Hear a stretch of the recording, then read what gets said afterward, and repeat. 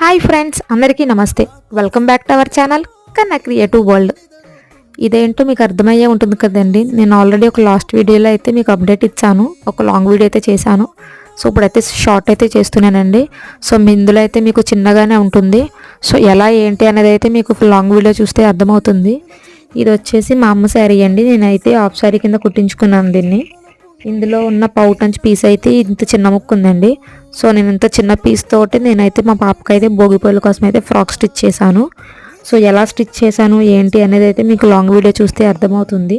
ఒకసారి మీరైతే long video చూడండి. నేనైతే డిస్క్రిప్షన్లో అయితే లింక్ ఇస్తాను.